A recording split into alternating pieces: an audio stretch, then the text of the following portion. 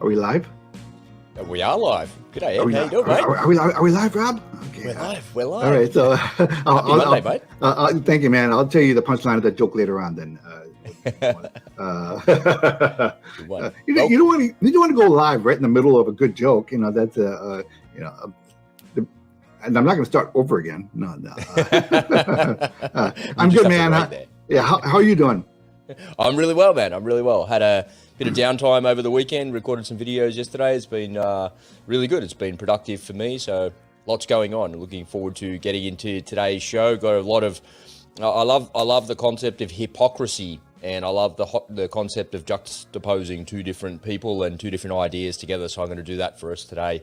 But before we get into any of that, I want to say welcome to The Unspoken Truth to all of our audience that's out there. If this is your first time here, welcome. Edward Anderson is my co-host. My name is Robert Bruss, and I'm located in Sydney.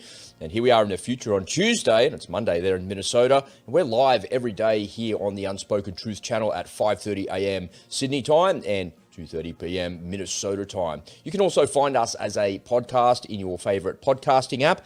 An hour or so after the show's finished, I'll upload the file into Spotify, pulls into Apple, and you can find us as a podcast wherever your favorite podcasting apps are. Don't forget to come on over and follow us on Twitter, Rumble, and also on Telegram as well, where I've been sharing a whole bunch of content that you may not have had exposure to. It's all about the unspoken truth. It's about pulling back the curtain and seeing exactly what's going on behind the real story. And I can tell you what, Ed, over the last couple of days, I pulled a few videos out of Twitter and uploaded them there into Telegram. And my mind is just boggled. I think I've come around to thinking that Twitter is maybe one of the better social medias out there for someone like myself, because I'm just seeing truth. I'm constantly seeing truth out there. And, I'm not being spoken to or spoken down to by a narrative, which I think is a really good thing. Are you on Twitter yet? You said that was going to be your weekend project. Oh, gee, that's right. Well, the weekend's not over for me. It's a long weekend, Memorial Day weekend. It's still the weekend of Monday for you. That's my excuse. Damn, that's right. I was supposed to get to that. No, I've not gotten to Twitter yet. I mean, look, are they going to ask me to send in my passport and my biometric information and everything when I sign up? Am I going to have to send them the name of my firstborn children or something? And then you have to pay $8 to get a blue tick. well, see, there you go. Forget that. No, get on there. I want to share some stuff with you, man. I got so much stuff to share. Okay, man. Robert dragging me into the 21st century. What century is this? Yeah, the 21st century. Yeah, kicking and screaming into the 21st century. By the way, as well. That's how it is. Ladies and gentlemen, on today's show, we're going to talk about: is it possible to reunite the left and the right? Could something as crazy as that, an idea as mad as that, actually come to pass? Well, RFK is trying to do that in America. I'll show you what he has to say a little bit about that, but then I'll also juxtapose that with Ron DeSantis and see what he says about that, which is the complete opposite. He wants to destroy the left from the right. What's going to play out? What works? Is it love or is it destruction? I'm not entirely sure, and I want to open up the conversation to see what you guys think about that as well. Ed's got a little piece on how our freedoms are slowly taken away, how our choices are taken away, and how the government limits what you can and can't do. You think you live in a free society, but the unspoken truth is you don't. You live in a society that's curated specifically for you to get you to do certain things. And, our education system is the very beginning of that. They're training our young people to be slaves so they can go and pay taxes. They're not training people to be able to think for themselves, to be able to use their own mind and actually create a life for themselves in this world. They want you to stay at school, go to university, get a giant debt, so you have to go to work to pay all of that debt off. And then by the time you're 40, you can maybe start thinking about living your life a little bit. But by the time you get there, things are so chaotic in your life that you have a really hard time and you've got no choice but to continue on the path that you're on. It's a sad fact, and that's an interesting discussion that we've got for you today, ladies and gentlemen. Ed, have you got any opening remarks as we kick off the show here, mate? Yeah, shout out to all my friends in the Hey Ed WhatsApp group and on the Hey Ed YouTube channel. We are streaming live these days on the Hey Ed YouTube channel, so that's always really exciting. That's a brand new Rob figured out how to do that. He pulled some strings at YouTube, I guess. I guess who are you sleeping with now at YouTube to get that done? So thank you very much. I wish. I wish. So welcome everyone, and yeah, this should be a lot of fun. Yeah, absolutely. All right, let's get into today's show. I want to kick off by, as I said, is it possible to unite the left and the right? I've got a couple of clips I want to play, so I'll play the RFK one first because it's the warm, fuzzy one, and then I'll play the Ron DeSantis one, and let's have a little conversation about that. All right, here we go. Podcast all the time, which is the healing power of love, of uniting people from the left and the right in a populist rebellion against this superstructure. And I don't know if it will work, but that's what I'm trying to do. I'm going to go forward as if I believe that it was going to work, and I'm seeing the tremendous power coming from people now. More and more people on the left are joining my campaign. I had calls this week from Jeffrey Sachs, from Ralph Nader, from many other kind of liberal leaders who are part of the superstructure of the liberal democracy forever. And of course on the right, the groups that were vilifying each other continue to vilify each other. The profit of that, of that cabal that you're talking about, the uniparty cabal, the worst thing that they can imagine is that we can unify far left and far right in a revolution against this corrupt merger of state and corporate power. And that is, my plan. That's what I'm going to try to do. And so far things are going well. All right. So it's a bit of an experiment that he's running. And he even says in that interview with Russell Brand that what he's doing is an experiment. And Russell Brand loves it, right? He's the freedom, hippie loving, free love for everybody type thing scenario. And I think he really resonates with that message. Although I think Russell Brand is very conservative in his ideas, he really resonates with that message of love and kindness. So just put a pin in that for a second, and let's have a look at what Mr. Sanctimonious has to say for himself, because I think it's the complete opposite, and I love this juxtaposition of that. Check it out. Party in 2024. Obviously, the front runner is President Donald Trump. When I go out and I talk to Americans, I don't know that you all share all the same policy positions. I don't know that you share the same personality, but you do share a base of Republicans. Most of the people that support you probably voted for President Trump twice. And the first comment I hear over and over again is, why doesn't Ron DeSantis wait for President Trump's second term and then run? And what is your best answer? Why is right now the time for Ron DeSantis to run for president? Because everyone knows if I'm the nominee, I will beat Biden and I will serve 2 terms, and I will be able to destroy leftism in this country and leave woke ideology on the dustbin of history. At the end of the day, I've shown in Florida an ability to win huge swaths of voters that Republicans typically can't win, while also delivering the boldest agenda anywhere in the country. And I think there's a reason why the legacy media is attacking me more than they're attacking anybody else, because I think they realize that if I'm successful in winning the Republican nomination, we're going to bring it home in the general election. And I pledge to Republican voters, if you nominate me, I will be taking the oath of office on January 20th, 2025 on the west side of the Capitol. No excuses, no more excuses about why we can't get it done. We need to get it done, and I will get it done. He's not very warm, is he? He has what we call here in Australia a resting bitch face. But the male version of that, I don't know what the male version of that is, but his face is like, it's like, dude, maybe like smile with your eyes a little bit. Maybe if you were a little bit warmer, you're going to get a bit more cut through. Well, he only has like a 15-second time step. How many emotions is he supposed to share in 15 seconds? Give him a setting, and don't worry, he'll come. He's a good guy. He's a funny guy, actually. Is so he? Yeah, you'll get a chance to see other sides of him. Yeah, don't worry about that. Must be hard going from interview to interview, answering the same questions over and over again constantly as well. Well, he's got to think on his feet and doing that. It's like a very hard thing to do. Well, I'm sure his answers are very well thought out by this time, right? That's one of the things about long campaigns is you want to start early so you can get through all of those questions that are going to be coming, so you can get your pitch down, you can get your phrases down, you can give your answers, so there are few surprises. But this is why governors tend to do better running for president than senators do, because they do more of these kind of substantive, policy interviews, right? So they've got to sell their policies, don't they? Yeah, right. They're used to selling their policies. Yeah, and they study the policies, right? They get deep in the woods because they're the executive decision makers for their government, for their local government. But listen, I think DeSantis is onto something here, because this whole idea of, I know we're going to be talking about, the flower power versus the iron fist here. And Hold on. Let me put your graphic up. Destruction of the left, perhaps a better way. Okay. Are you on Ronnie's side of the ledger? Are you, where he says that's what he's going to do? He's going to destroy the radical left. Yeah, I am, and I'll tell you why. I think he's got a winning strategy there, because if you look at what's been at the pushback that's going on right now against wokest corporations, this is a relatively new phenomenon. Literally, like in the past 3 weeks, 4 weeks, we've seen a spate of populist revolt against companies that are obviously woke.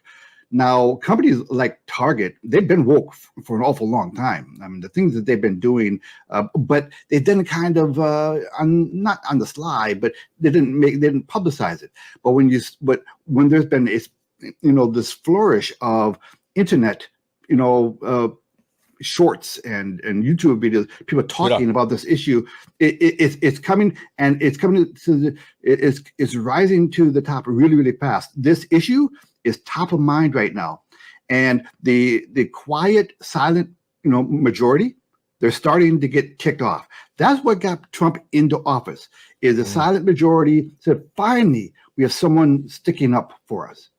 And it's the same phenomenon with DeSantis. He's going to fill that role of somebody who's finally fighting for us, because conservatives and traditionalists tend not to be the squeaky wheel. They're too busy leading their lives. They don't push their ideology and the morals on other people, unlike the left that does, right? And so when you're a noisemaker, when you're a disagreeable person or a disagreeable movement, you tend to get more things done because you are willing to be more disagreeable. And sometimes people just say, all right, whatever, just go away, and they go along with it. And that's kind of their strategy. Well, now the silent majority, I think, is they've gotten to a point right now where enough is enough. When you start going after the kids, and you told me, you said, mama bears, man, look out for the mama bears. And you're right. When you start going after the kids and forcing things upon the kids without the parents knowing about it, that's a bridge too far. And so that whole woke movement now is being really resented by the public. So I think DeSantis is, I think he's very aware of that, and he's going to milk that for all of its worth. And I think that's a winning strategy. So what about on the other side of the ledger there, where RFK is saying, I think with a message like I've got, I can bring the radical left and the radical right together to find some common ground. And I think what he's to his point, I like his idea. I like what he's trying to do. I like what he stands for. But the problem is that on that side of politics, they've said there's no other candidates. There's only one candidate. So what's he even doing it for? Yeah, well, in a lot of ways, he sounds like a conservative. He's bringing up a lot of conservative issues. So I think his best bet is to capture a lot of the conservative base out there. That look, if he gets the nomination, he's going to have the liberals anyway, right? But how can he even get the nomination if they've said no, Joe Biden's running? That's his big issue, and I don't know whether he can capture that, because the deep state and the machine, they're not going to like the messages that RFK is spouting. A lot of the messages, right? A lot of his messages. You heard his message about the CIA, what he said? It's been proven now that they killed his uncle. Yeah. So, but did you see how he said he's going to try and reform it? Oh, yeah. And I think he even quoted in that interview that you had there, with Russ, is that who was it with? It was with Russell Brand. Yeah, Russell Brand. He told him, listen, I talked to DeSantis about this topic, and he said, so what are you going to do about the NIH? And he said, DeSantis is responsible. I'm going to burn it to the ground, right? And he thought, and his answer is, well, I think more of a surgical approach is better, because there are plenty of patriots inside of the CIA, people who are good moral fibers. The problem is really at the top. And he's probably right about that. I have no doubt that there are a lot of good patriots inside of the CIA. But listen, Hitler thought he was a patriot too. So right? Not that you're drawing a comparison there. He does a good job though in the interview there. I'll grab the links at the end of this. I'll put the links down in the show notes so everybody can see it. But if you don't know, folks, what RFK is proposing, he said that there's really two parts to the CIA. There's the analyst part, the intelligence gathering, espionage part, which they do overseas. They do it offshore. Remember, spies don't actually do anything. Spies are actually in countries to recruit other people to do the spying for them. It's not like some sort of Jason Bourne movie where there's operators like that are, working around some other parliament building, looking in filing cabinets or something like that. That's not what they're doing. They're getting the people that work in those buildings to do that for you. But what he was saying was there's two parts. There's the espionage spying part of it, but then there's the black ops part of it. And the two things were intertwined. And he said if you can unravel those two things, then the people conducting the surveillance and the espionage operations in the best interest of the United States would then not be tangled up in all of this black ops stuff, and they wouldn't get them because now there's accountability to it there. And so those two things are not going to cross over each other. And he said that that's the problem that they're having, is that the regular CIA agents are getting tangled up in all the black ops there, which is causing them all sorts of problems. I think that his message is pretty solid. But I also think Ron DeSantis' message is maybe a little bit too much. Do you think it's too? I think maybe Ron DeSantis is a little bit too far to the right there of saying, I'm going to destroy the radical left and they're going to be sent to the dustbin of history. Well, if you're going out there saying that, you're poking the hornet's nest, and those people on the left are much louder than the people on the right. That's the problem. And if he was a little bit more measured in his approach, I think maybe he'd get a little bit more cut through. Yeah, what do you think? No, I don't think. I don't think he's going to. He's going to be able to schmooze his way with the leftists. There's nothing he's going to be able to do to placate them. I say, well, you know what? He's not such a bad guy after all. No, that's not the way it is. So for that reason, there's really no option then, isn't there? If you're never going to placate them, as you say, then the only thing that you could do is just go like full on at them.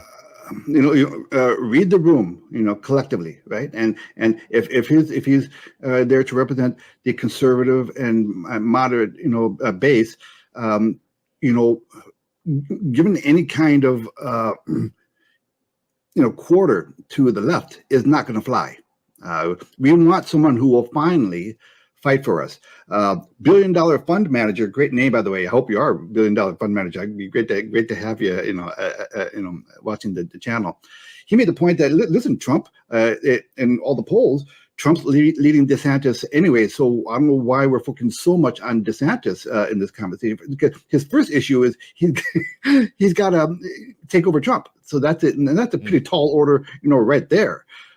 But you brought up so I agree with the $1 billion fund manager. By the way, on that, I think at the moment, Trump's the man to beat. Trump's still the man for. Well, Jesse asked that really good question at the start, where he said, why are you running now? Why don't you just let Trump win this time around and you go for the next one, or maybe go pony up with him as a vice president or something like that?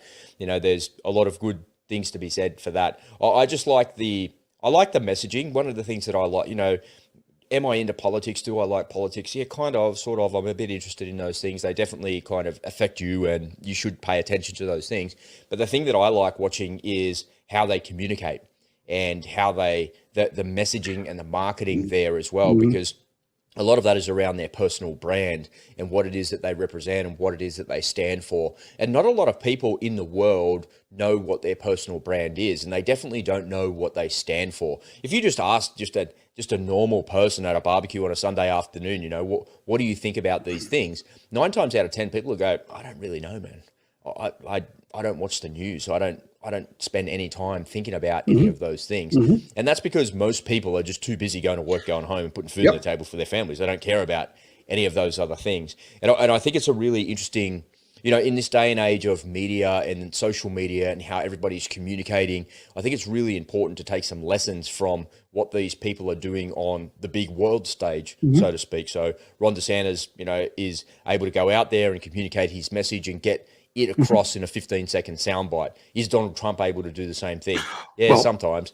I love watching that aspect of it. I think there's a lot to learn from that for you as an individual. Well, in terms of pure entertainment value, Trump wins. right? Every time. Yeah, right.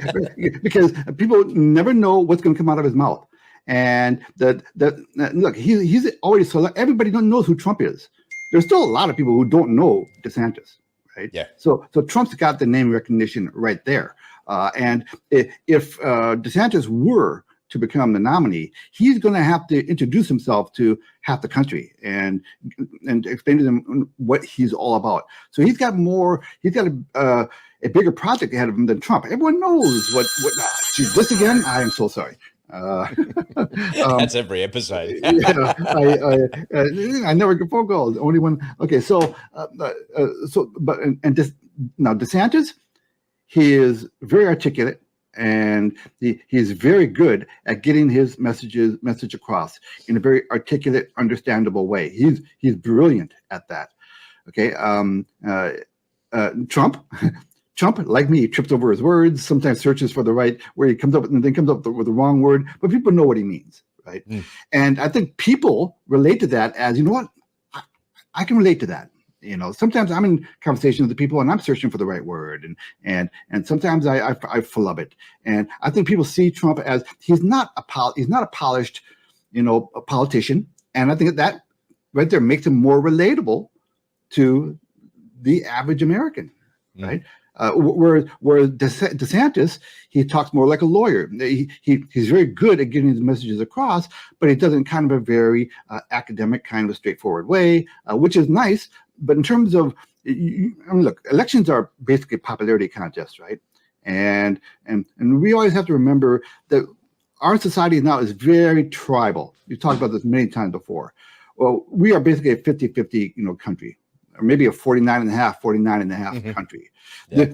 All elections from now on, they're going to be, won and lost with a very sliver part of the electorate. I'm guessing like 4 to 8% of the electorate that you might be able to change their mind on. That's it. So all of their efforts going forward, these politicians are going to be working on getting that small sliver. That's all they're going for. They're not looking to convince the other side. So JFK's idea of bringing everyone together and having a big kumbaya moment, we'll all sit around in a circle and sing the Coke song from 1960. I guess it's a nice thought. That's a pipe dream. Yeah, it's a pipe dream. It's never going to happen. That's where I was hoping you'd get to. I was hoping you'd get to that point. I want to close out this little segment by asking you a question here, Ed, about the way the American election process actually works, just to get your thoughts, right? So here in Australia, when there's an election, it's slightly different.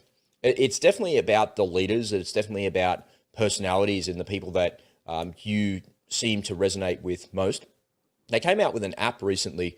I think it was 2 elections ago. So it's not recent. It's been a while now, I suppose. It's been 8 years. But they came out with an app that helped you to better understand where you stood in politics. So the idea of the app, and it was put out by, I think it was put out by ABC, like the news broadcaster, and they'd ask you a series of questions. And, do you agree? Do you not agree? And depending on where you stood on the particular question they were asking you, they then said, your views are more conservative, or they're more liberal, or they're more green, or whatever they are, right? So here's where you sit. Have a look at their policies. And I thought it was a really good initiative because, I've voted for Liberal and I've voted for Labor, but based on personalities as well. Anything but ScoMo. I would vote for anybody but Scott Morrison. He was like awful. He was a horrible Prime Minister. He was an awful person.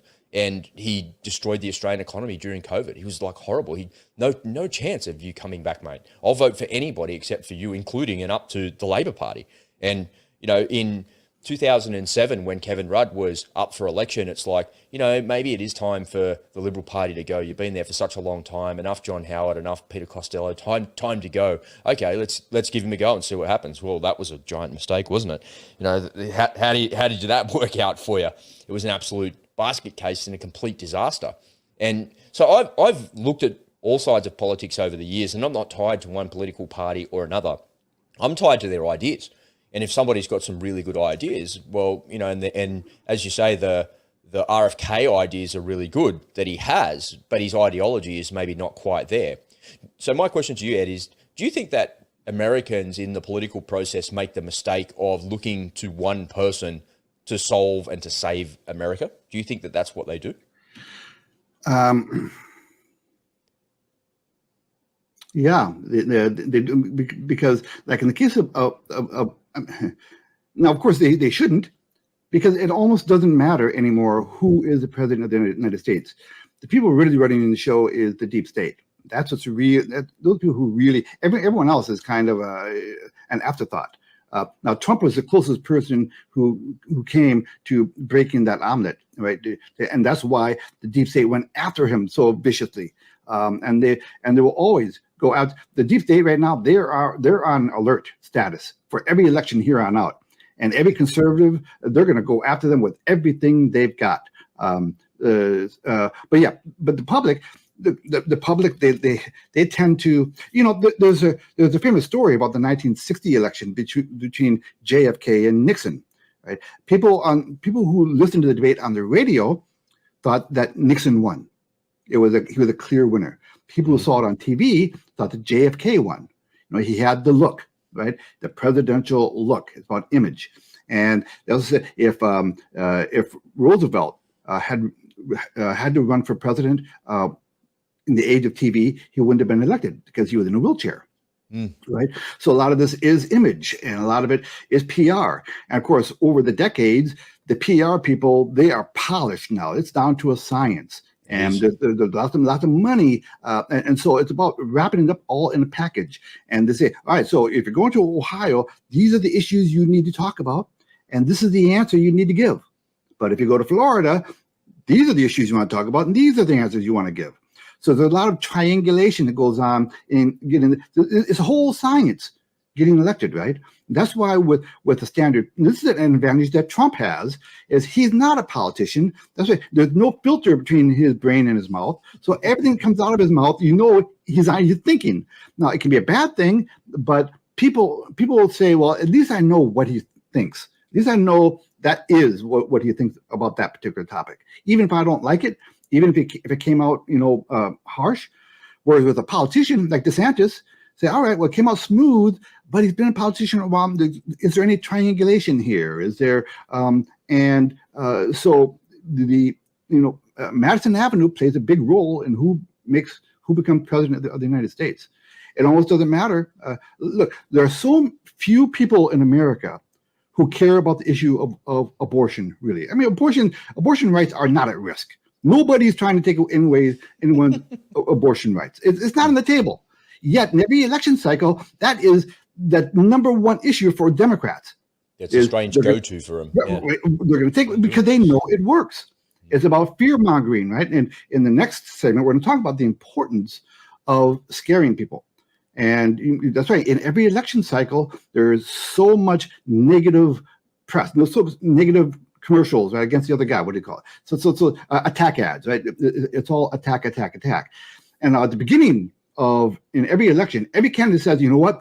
I'm going to have a clean campaign. I'm not going to do dirty attack ads. And within a week, they're doing dirty attack ads, right? Because their chief strategist says, all right, well, we tried it for a week. It's not going to work. So we got to go back to what works, because it works. Attack ads. Well, exactly. It's based around news content. If it bleeds, it leads. I can't lead the 6 o'clock news bulletin with guide dogs. It won't work. People will be, oh, what am I tuning into this shit for every day? Like that. What they want to do is they want to see the destruction and the chaos in society, because it's polarizing and it makes you reel back, and then you're like, oh my God, how's that going to? And it's like has that really negative implication. But I'm not sure if you quite got there for me. So, is it a mistake to look to Ron DeSantis or Donald Trump or to RFK for solving your political problems in your country? Is it a mistake, or do individuals need to speak up a little bit more? Because I think that, I did a video yesterday, you mentioned that off air before, but I sort of think that if you don't, why should you care about any of the, why do I even care about American politics when I live in Australia? Why do I even care about that? Well, this is our society. This is the basis of our culture and our society. And I think if you don't speak up and say something or do something or move towards making a difference and making a change, then you're going to get railroaded by the left, because they're very loud and they're very good at PR. Yeah. Well, So to answer your question directly, yes, you should care about the person you're voting for at the top of the ticket. It does matter. If do you have someone like Biden who is going to carry the water for the woke crowd and give them the green light and make their lives easier to promote their agenda? Look what happened within 24 hours of his coronation. He had stopped building the border wall and put out the welcome mat for the illegal immigrants. He also have a big pile of folders on the desk that they sign, right? Yep. And they're all the Executive things orders, that the yeah. president goes, nah, no more, no more, no Yep. more, no more. It's Yep. already lined up and ready to go. So it does matter who's sitting in that chair. Those executive orders, although they're not law, they do make things happen, Yeah. or they stop things from happening. And he put a kibosh on our energy program. Inflation was a real big issue long before Ukraine. Okay, because of that one little step of we were energy independent the day that Biden came into office, and now we're going hat in hand to our enemies in order to get oil. You know, Madness, right? he sold off our strategic oil reserve to China. I mean, what the hell? Hey, their aircraft carrier needs some fuel. In my opinion, that's an impeachable offense right there, all by itself. But he's got cover. He's got cover by the deep state. He's got cover by the DOJ. He's got cover by the media. So who you're voting for at the top thing does matter. However, that's the least you can do. Other thing you can do is start pushing back. When Target starts targeting literally your children to have their breasts binded when they're 9 years old, you should not appreciate that. You should say nope. When you have Target, funding organizations that teach children the importance of getting transgendered without your parents knowing about it. Okay, you should be pissed off and you should express it. Thank God. I felt that exact feeling yesterday when that's the reason I made that video yesterday. You can check it out on the YouTube channel, folks, where I'm standing in front of the Opera House. I was in the gym and I was like doing my warm up and I looked up at the screen and there's Albo standing in front of the Sydney Opera House because he made a speech yesterday down in Adelaide about the voice to Parliament. And he's standing in front of the Opera House with his suit on. He looks like the Prime Minister. He looks like a statesman and that. And I urge Australians to vote yes to the voice. I urge Australians. And I'm just sitting on the exercise bike looking up at it and I thought, I have to do something about it. I can't sit back here and just go, because the Prime Minister of Australia is running a policy of apartheid here in Australia, South African apartheid, where he's saying that less than 4% of Australians are Indigenous, and he's saying that they should have a voice to Parliament, and he's saying that they're more important than everybody else in Australia. They're more important than the other 96% of Australians that are out there. And I thought to myself, I can't have it anymore. It doesn't matter if I don't get any cut through. It doesn't matter if nobody watches the video. It doesn't matter. At least I'm doing something. At least I'm speaking up and saying something. Because the vast majority of people would just go, oh, yeah, okay, he wants us to vote yes. Okay, I'll vote yes. But in the last couple of... You think so? Yeah, I think so. Because in the last couple of years, everybody... I used to think Australians were like tough, larrikin, go fuck yourself type people that would resist everything. But the actual opposite has been proven to be true. Australians are sooky snowflakes that follow everything that the government tells them to do. And they can't think for themselves. They'd rather outsource their thinking to somebody else. And that's fine. You want to outsource your thinking to an expert. That's fine. I completely understand that. They're the experts. Sure, I'll do what the expert tells me to do. But the experts that have been put in front of you are liars and they're fools. And now you've got a guy that's in front of you trying to divide Australian society by saying one minority group is more important than everybody else. And he wants to write that into the Constitution of Australia. And it's maddening. It's maddening because you have to care about these things because it's the destruction of our way of life. Because what that's going to do is it's going to create massive discourse in our political system, which will affect every single person in Australia. And the worst thing about everything that they're doing here in Australia with the voice to Parliament is none of it has actually been written down about how it will work. What they're doing is they're asking us to vote for it in principle, and then once the yes vote gets up, then we'll give you the detail of how it actually works. But I can't trust anybody that's going to give me the information and do the right thing by us, because in the last 3 years, all the government has done consistently is lie to us. So we all know politicians lie, but they wouldn't say they lie. They just say, I changed my mind because I've got new information. In light of new information, I've got a different view on that particular topic or that particular thing.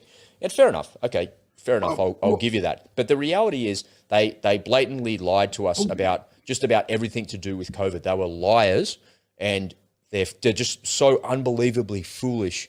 And then they take us, their constituents, as fools. And everybody, that's what I thought. I thought people would resist. And there's a percentage of the Australian population that would resist, but most people didn't resist. And most people in Victoria re-elected Daniel Andrews. And he's the person who this is the most locked down city in the whole world. And then he said, oh, no one will have to pay for anything with COVID. And just last week, he introduced a tax that will go for the next 10 years to pay for COVID for his fuck-ups. But the Victorian people re-elected the guy. And I'm thinking there's one of two things going on. Victorians are just dumb as a box of rocks, or the system is completely corrupt. And I think there's like a bit of both going on there, where they see mainstream media, they see the hunchback himself on TV, and then they think, oh, he knows what he's doing, he's in charge, he got us through it, it'll be okay. But the reality is you have to care about the people that you're electing, because the people that you're electing have a direct impact in your life. You would never think that the Premier of Victoria would have a direct impact in your life as a Victorian, but he did. He locked you down.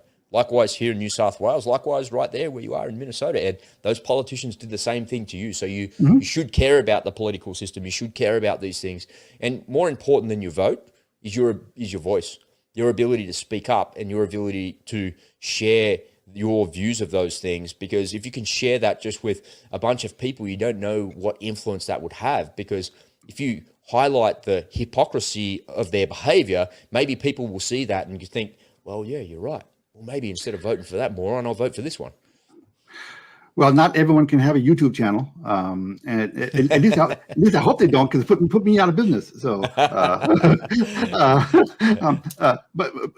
I've got a comment to make about that. But first, I've got a question for you.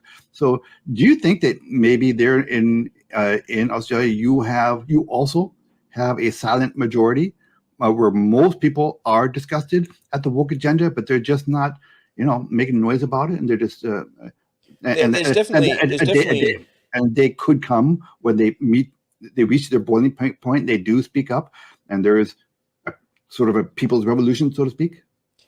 You would think. You got to be careful, because saying yes to that means you're inside of that echo chamber. But if I'm honest with myself, I have to say no. I have to say no. There's not a silent majority. And the reason I say that is because in the last election, we had Clive Palmer from the United Australia Party. So there's two parties here, Labor or Liberal. Yeah? And the Liberal Party are the Conservative Party. It's the opposite in the language, right? So, and the Labor Party are the progressives on the other side of politics. And Clive Palmer, who's like a billionaire, created the United Australia Party. And he was a member of the Liberal Party for a little while, broke away, left politics, and then created the UAP. And he outspent the Labor and Liberal Party combined in advertising. And that's not really a big thing here in Australia. In America, trying to get cut through, and the gazillions of dollars that they spend goes on TV advertising to get people to get out and vote. But we don't really need to do that here in Australia, because our political system says that voting is compulsory. Everybody votes no matter what. So the amount of money that you spend on TV ads, is that really going to impact whether or not people are going to vote? Because they're going to vote for whoever they're going to vote for anyway. So you have to be very convincing to get people across the line. And so Clive Palmer spent $80 million on advertising. It's the most money that's ever been spent in political advertising ever in Australian history. And he didn't get any cut through. There was one member elected to the Senate. That was it, Ralph Babbitt. But the rest of them, what happened? And they were looking for members to join the party and to go up against politicians in seats here. And I saw a message on their YouTube channel saying, hey, we're looking for candidates. And I thought, I could go up against Scott Morrison here in Cook. And I could imagine if I knocked Scott Morrison off his perch as the UAP member here. And I thought to myself, I thought long and hard about actually doing that, because I've got the ability to do it. You know, I've got the speaking ability. I think I'm young enough, but I'm also old enough. And I think people would kind of resonate to my message. And I think I could get some cut through there. But then I thought to myself, then you're just getting drawn into you just be a tiny itty bitty cog in a giant machine. And I just didn't like the idea of being pulled into politics. I had another friend of mine I was in the army with who called me prior to the election, and he said, there's a bunch of seats going up for pre-selection here. I think you'd be a good candidate to come for pre-selection. Come down. And I said, what political stripe? And he said, Labor. And I was like, fuck, man, really? Are you fucking kidding? And he goes, Rob, they're all the same. It doesn't matter what side of politics you're on. They're all the same. Scott Morrison was in the Labor Party before he was the Prime Minister in the Liberal Party. And I thought, yeah, well, that's true. You know, like you could do all that. But I genuinely couldn't bring myself to actually go and be a politician or go and do something like that. You know, but the Australian system and the Australian government is such that somebody like me could actually go and do something like that. You can throw your hat in the ring and have a go. And if you've got the right party backing you, then there's an opportunity. But to close the loop on your question, you know, is there a silent majority in Australia? I don't think so, man. Because the silent majority are the ones that resonate with Clive Palmer and the UAP message. Because his message is about freedom, about no mandates for anything to do with, you know, medical procedures, no mandates to do with anything. You know, have a go is essentially what he's saying. We live in the lucky country. If you have a go at something, you can be a billionaire like me too. And his message is actually really strong. His policies were excellent. And one of the things that really resonated for me is, you know, I've been in the mining industry forever. And when we do deals, we're doing deals worth billions of dollars. So, you know, it costs billions of dollars to dig this stuff out of the ground and then put it on a ship and then send it across the ocean, and somebody else buys it for billions more dollars. So we make a profit. He goes, I've been in boardrooms. I know how to do that. I've got a team and an experienced management team that can manage these deals to get better outcomes for Australia. And he says, now think of the people that are in politics right now. Think of the politicians that are negotiating those deals with Japan or with China or with whatever country. Those people have got zero experience when it comes to negotiating deals worth hundreds of billions of dollars that go for 35 years, because they don't have the foresight to do that because they've never been put in those positions. And they're the people that are representing Australia and doing the deals for Australia. Are they though? No wonder we've been treated like mugs, and no wonder we've been taken advantage of for such a long time. It's because these people are just completely incompetent, and not because they're not trying. They're incompetent because they've never done it before. And imagine, it's no different to me throwing my hat in a ring and suddenly, okay, now you're the only member of the House of Representatives, because I knocked Scott Morrison off his perch because he's a fucking moron. And that probably wouldn't have been a difficult task. I knocked him off his perch, and I was backed by a billionaire, and Scott Morrison's backed by the Liberal Party, but then you can highlight all the mistakes that he made in the last couple of years. Now I'm a member in the House of Representatives, and I'm the only member there. What possible difference could I make? And then Clive goes, all right, Rob, now it's your turn to go and negotiate the mining deal in Western Australia and China. Go and do it. I'll be like, what the fuck? I have no idea what I'm doing. I've never done something like that. But he would bring in his team, and they would help me, and they would support me, and they would be there. But in the Liberal Party, the mining minister or the natural resources minister or whoever the bloody hell that is, have they got mining magnates that have got 35, 40, 50 years of experience behind them negotiating these deals? I hope so. But it doesn't seem to me like that's the case, because it seems like we're continuously being taken advantage of by these other countries. Well, nobody's been taken advantage of more than our politicians. Our politicians. Oh my God! You know, we've given away America to China over decades. I mean, and Trump says that, right? Trump says right. that so often. He's like, man, they're taking us for fools. Yep. Absolutely. That's right. And Trump, he's a businessman. He's not a politician. He thinks like a businessman, and it's about results. Anyway, I want to give a comment that's kind of an answer to your comment about whether people, are sheepish, whether they get in line, whether they're really paying attention, whether they really care about what's going on, and are they giving things that are going on around them enough thought? Well, I think that the worldwide flu that we had there for a couple of years was a gift from manna, a gift from heaven to those world elites who wondered what they can get away with. What can we now make? They know. Right. Now they know it was a wildly successful experiment. They had the whole world locked down. You can see live webcams of downtown, you name it, city, and it's a ghost town. And people, putting poison into their body they weren't tested, but we had to take their word for it that it was safe. and the government officials, and if you didn't take it, you were shamed for not taking it. You're ostracized by other people. Look what they got away with. So look what they got away with. So that's not, that's kind of a depressing thought. When you think how easy it was to manipulate the entire world populace. The people like you and I never got the double jab, but you and I, and we you haven't either, right? Purely because I would just refuse to do what a politician tells me to do. Right. Okay. That's my grounds. But those of us who avoided that poison, we're in a minority. We should be given rights because we're in a minority. We should have the voice to Parliament. That's right. Pure bloods. That's right. Because a lot of people had it, even though they didn't believe it, they got it because they wanted to live their life. So I've got to get this if I want to keep my job. They're forced into it. So, but that was a very successful experiment. And I promise you, there's another pandemic of some kind coming down the road. It's just a matter of when, right? And it's going to be coming. And if it's not an actual disease, it'll be another form of a pandemic, another form of, you have to do this for the sake of the world. Maybe that's the way we save. Maybe that's the way we get rid of the U.S. dollar and get people on that digital coin they want us on. Well, you got to do it for the sake of the country. It's going to be that kind of a push.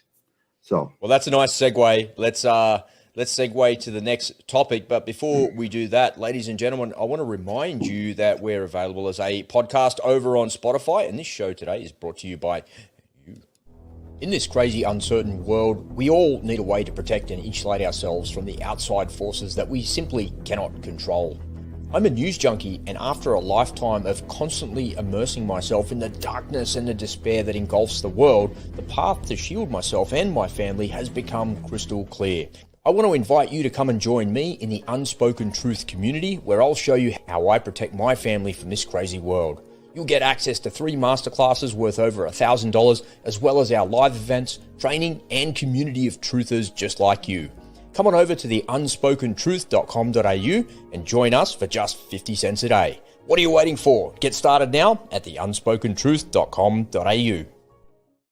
What are you waiting for? What are you waiting for? Come on over and show me how they take away our freedoms, Ed. This is a great topic. This is something we've discussed a lot, and I know you've got a little bit more to say on this.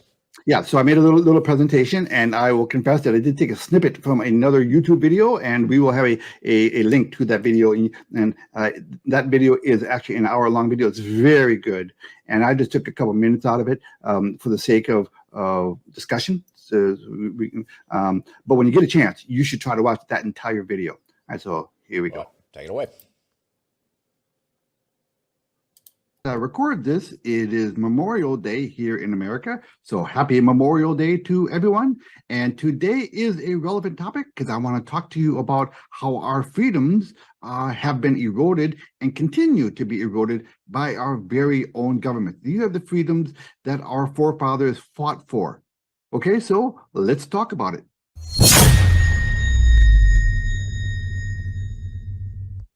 Okay, so you may feel like you have a lot of freedom in your everyday choices in life, right? Well, today we're going to talk about how the government has systematically taken away your freedom of choice in every aspect of your life. They'll only let you see what it is that they want you to see. Even on a live stream, you and I out there doing that, you show some content, some third-party content, we acknowledge it, we'll give them the links to all those things. We're not trying to make money off it. What we're trying to do is to make a point, but then we get like shit-canned by the algorithm here in YouTube. That's just an unfortunate reality that we live in, Ed. Yeah, who would have thought that I would have triggered? I thought you would have, with your mouth, I thought you would have triggered an event like that before I did. With my Andrew Tate mouth. Yeah, with all the controversy, every other word out of your mouth is a controversy. You're showing a video and you're highlighting the hypocrisy of the system that we live in, and it shows that we don't really live in a democracy. We're living in the technocracy, and the people that are in charge in that political system are just they're just horse trading. It's really no different to the 1920s or the 1930s, the way that the horse trading is going on. It's just happening in a modern day sense. And that's a real shame. It's a real shame that that's how it happens. That lady, she was talking from that company called opensecrets.org. So check that out, folks. I was looking at that just as she was talking, opensecrets.org. I'll put the link down below as well. And it's all about independent, so nonpartisan, independent, non-profit Open Secrets is the nation's premier research group tracking money in US politics and its effect on elections and public policy. So I encourage you to pop on over there to check that website out. Let me just share my screen with you so you can see that actual website. I think it's really worthwhile having a look here. Looks like some good stuff in here that will show you exactly what's going on, and it goes to the very heart of what it is that we were talking about. So opensecrets.org. So check that out, because that's it's a rabbit hole you could probably go down. Oh, sure. Well, look, my primary point in my presentation is the thought that we don't really live in the democracy that we think that we live in, and that it almost does not matter who we elect as the president of the United States, because the bureaucracy makes most of the decisions that affects our lives. And the bureaucracy, the deep state, they're entrenched, and there's money involved here, big money, and every part of our lives is affected by this. Our food, our healthcare, our finances, our housing, our monetary system, every aspect of our life is tied up in the system that we live in. And it is that public-private partnership.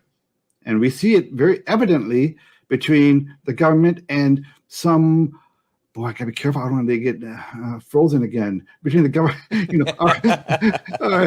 don't think the algorithm's clever enough to know that when we're talking about it, but you see it in various different political systems across the world. You see it in communism, particularly in China, where there's a member of the CCP that is the commissar, if you like, and that's the person. Everything goes through that person, because the company is not allowed to make money in its own right. It has to act on behalf of the state. Right. And when there's those public-private partnership, that's actually the political system that is actually not communism. Yeah, that's actually fascism. Fascism. Yeah, that's what fascism is. So you see public-private partnerships a lot in the modern world. And that's the government getting its claws into a particular deal. And they do that for a variety of reasons. And they would always say that, no, it's nothing nefarious about that. We're not trying to control anything. What we're trying to do is to help these businesses and these companies get up on their feet, and we want them to win more business and content. But the reality is there is a deeper, darker reason behind all of that. And that could be seen as something that's actually very nefarious as well. Well, it is nefarious. It's nefarious if you're a freedom-loving person. And I guarantee you, there are some people who are part of that cabal who believe that they're doing noble deeds, that they're doing this for your own good. And if they have to, stamp on a few of your liberties along the way, overall, it's for you. It's for your own good. So but that's the world we live in. So we have to do everything that we can to hold on to a little bit of our personal freedoms, and it's becoming more and more difficult to do that. And a couple things you can do is, come on, Rob. Sorry. Okay, sorry. You're daydreaming. Okay. Reduce your exposure to the bank. Buy some gold and silver. Gold and silver, and establish the. So now, so we decided what you can have for lunch now. Is that what you're thinking about? I was actually thinking about I was thinking about breakfast. No, in all seriousness, what I was doing as you were saying that, I was just typing in another tab. That's why I didn't see you do that. You highlight the horse trading that goes on inside of Parliament and inside of politics, and that happens in every government in the world. By the way, it's not unique to America. That's just how the world works, right? Is you need donations. Okay, cool. I'll give you the donations. I've got the money. Now I need favors. This is how it works. That's the political horse trading. So in Australia, we have 151 members of Parliament. In America, you have 535 members of Congress. 100 serve in the US Senate and 435 serve in the House of Representatives. So the reason I was looking for that was to kind of highlight that if every person there needs $1.5 million to run to be elected, plus they need another $10 to $12 million to actually get elected, because that's what it costs to get it done. There's a lot of donations that have to come their way. So if you times $12 million times 535, you end up with a really big number. And that's how much political donations have come into those people that are sitting in those chairs, writing legislation and actually doing what they do. Now, that has to go out 50-fold in order for that to keep coming back, because for their re-election campaign, they need to keep raising another $10 or $12 million to be re-elected to go through the cycle again. So there's this perpetual cycle of raising money for these elected people, and then there's the perpetual cycle of favors that are going out there that way. It's like the whole political system is based on the wrong thing. And in some ways, that allows corruption to gestate in your political system. You know, I'm not saying that the Australian political system is any different or any better, but it is certainly another version of that. But it's not at the same scale as what you guys have in the States there. Yeah, you know, the most laws are not written by actual lawmakers. They're written literally by the lobbyists. Yeah. They write them up, and they might give the politician the bullet points. But they're giving marching orders. Okay, that's what we want. We wrote it up in nice legalese for you. So all you have to Here's do how you're going to get your political donations. Yeah. If you go out there at the lectern and you say these things, all of those businesses are going to go, "Oh, that looks pretty good. Here's some money. I'm going to vote for you. I'm going to get you elected. So you do that for me." Well, yeah, and they don't really have to say anything. They just have to vote the right way.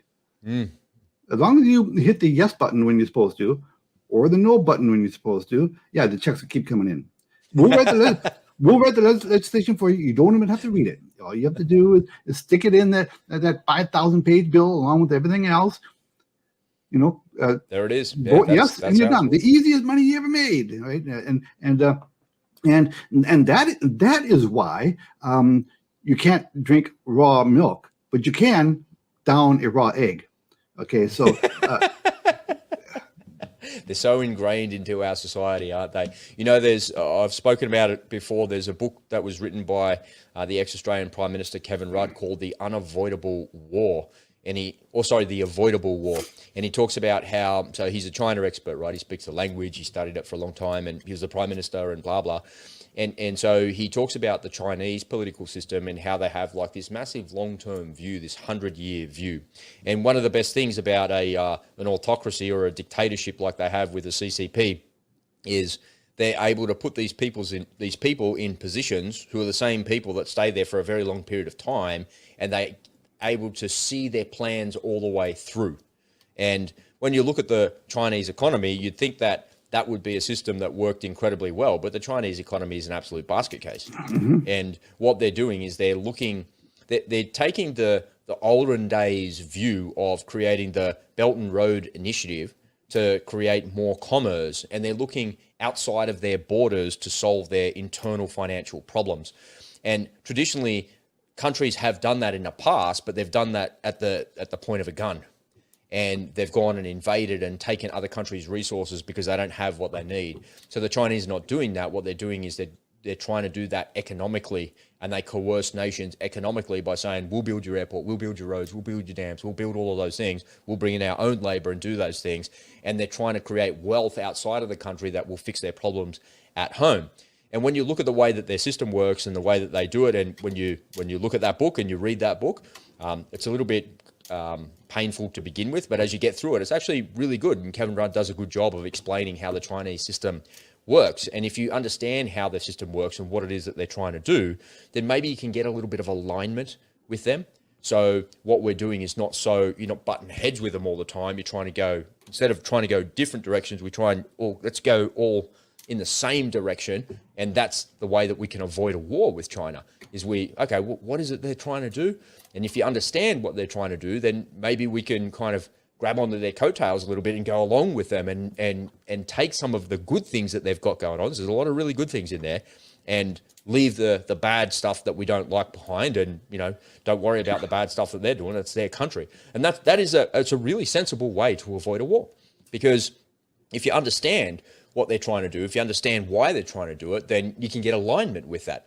And if you're aligned in your thinking and in the process of doing something, then that can potentially be a good thing. But the problem is that the arrogance of politicians and the arrogance of people there, they're not willing to listen to the other side or look at the other side, because they just go, no, it's just no, why would we ever do that? We're the ones in charge. Well, hang on a minute. You're not the only people in the world. Maybe they've got a different way of doing things, and get outside the echo chamber that you're in to actually see if there's a different opportunity for yourself. Well, America used to be really good at that kind of thing. Really good at extending our influence economically. The old carrot and stick. Hey, we will do this for you, and there was a time in our golden age when we were really good at that, at influencing countries that way. And then I guess we've lost our creativity that way. I guess they dropped that class at the State Department. They don't teach it anymore or something. Look, we do not have that many creative people anymore in government. It's kind of a blunt instrument, and I think they're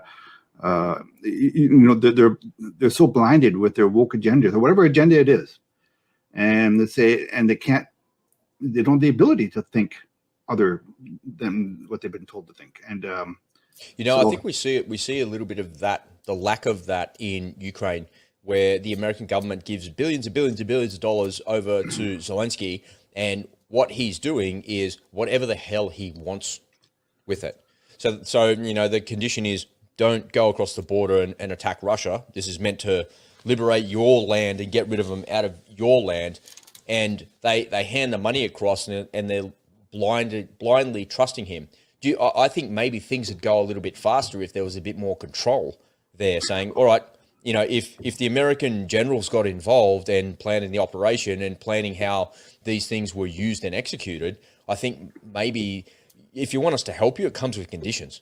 It's just not, and I think that's part of the resistance that people have there in the States to funding this war any longer, is we just keep giving this money to them. Yes, where's it all going? And they're not making any progress. It's been a stalemate for 6 months.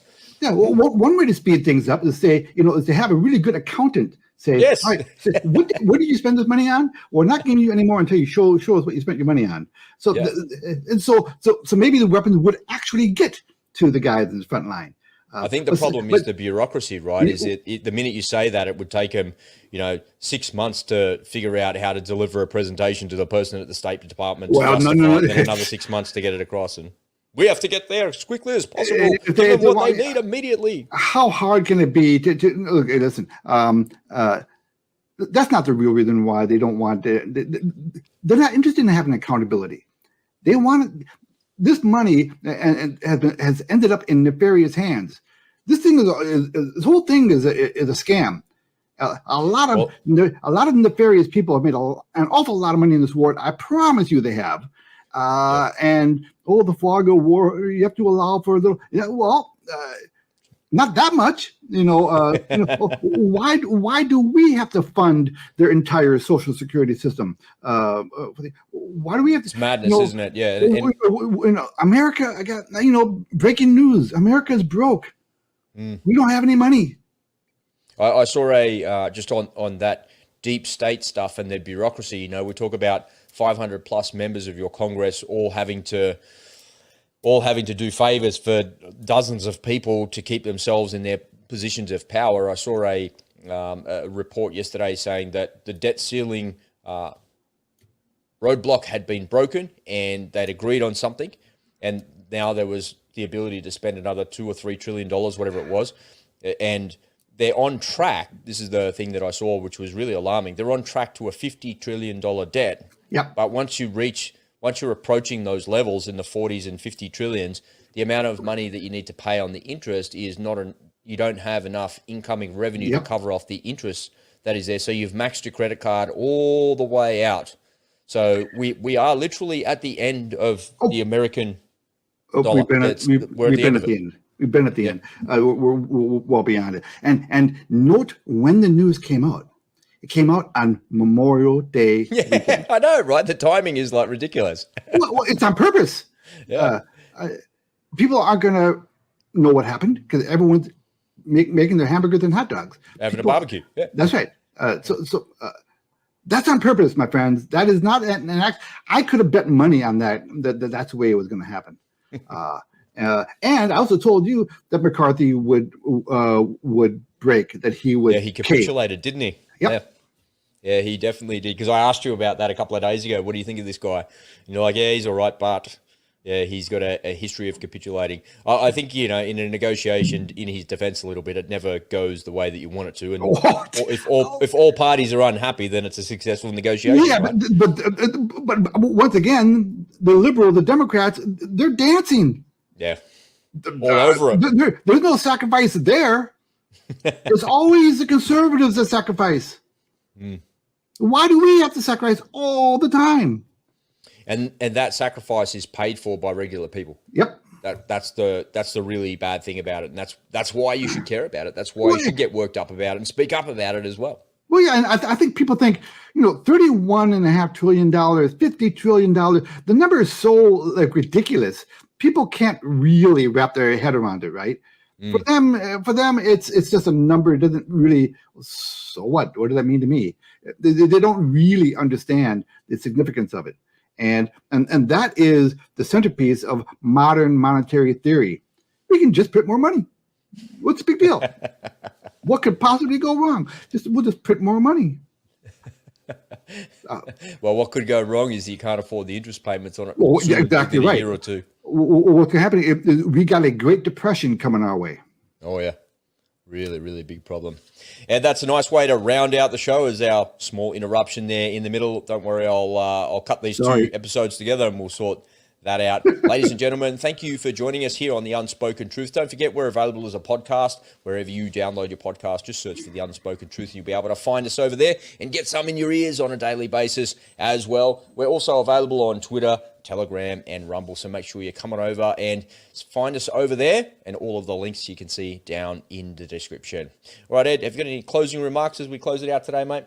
No, just it's Memorial Day, so I would encourage everyone to take a minute to reflect on the people who gave the ultimate price, so that we can have our freedoms, and really appreciate the freedoms that you have, because freedom is not free, and just please take a moment to appreciate that. That's all. Beautifully said. All right, mate. We'll see you tomorrow. Bye, everyone.